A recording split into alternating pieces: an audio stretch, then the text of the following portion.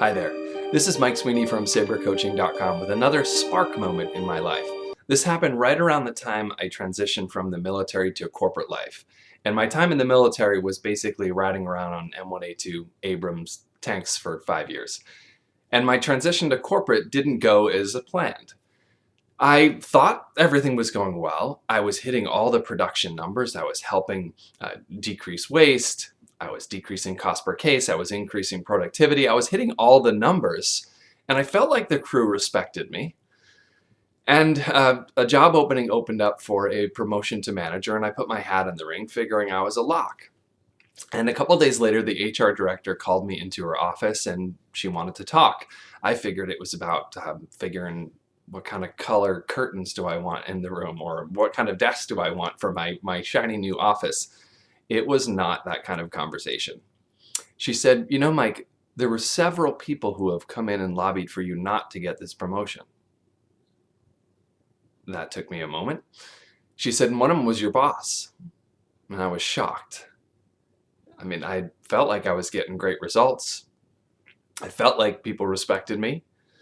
And here there were people lobbying for me not to get the job. And I got really angry. I was like, God, I've been working there for 18 months. I haven't had one-on-one with my boss. Why hadn't he given me any sort of feedback? I started to get angry with people who would come into the HR director and not come directly to me.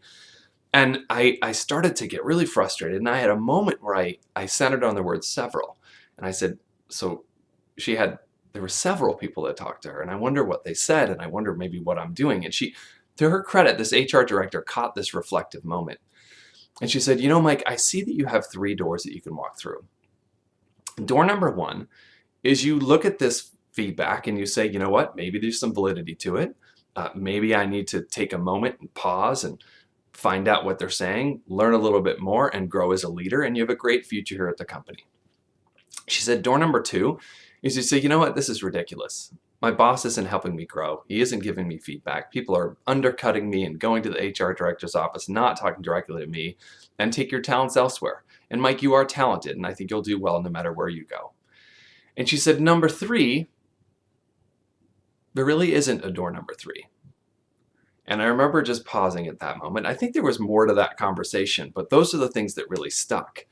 And on my way home that night, I started thinking about, did she just tell me to figure this stuff out or leave? And I don't think she put that much heat on the moment, but that's what I picked up. It was an important time in my life where I was having my first daughter. It was time for, increased revenue at home would always be nice because the situation was changing. And I really needed this promotion. And I had to go home and share that I wasn't going to get this promotion. And I started talking to people close to me, asking them, hey, here's the situation. And what do you think? And they said, well, what do they say that you're doing? And they asked about some of the behaviors at work. And I said, well, they said that I'm really, I'm interrupting. I'm pushing my own agenda. I'm not listening well. And I asked several people around me, do you see any of these type of behaviors? And to a person, they all said, yes. So I was swirling in what kind of a leader do I want to be? What kind of an employee do I want to be? What kind of a father do I want to be? How do I want to show up in the world? And I remember the first thing that the company did, they invested in a leadership development program, and I had a full 360. And the very lowest score of any of the questions in all the assessments was, has a pleasant disposition, or this person has a pleasant disposition. And that was the lowest score that I'd gotten on any dimension. And for those people that know me now, I'm pretty happy-go-lucky. I'm generally a positive person. You might even say joyful at times, especially if I've run that day. And to have that score, has a pleasant disposition, labeled as the lowest score, I had this realization that, God, I was showing up as an asshole daily. And it looked like it was happening at work, it was happening at home.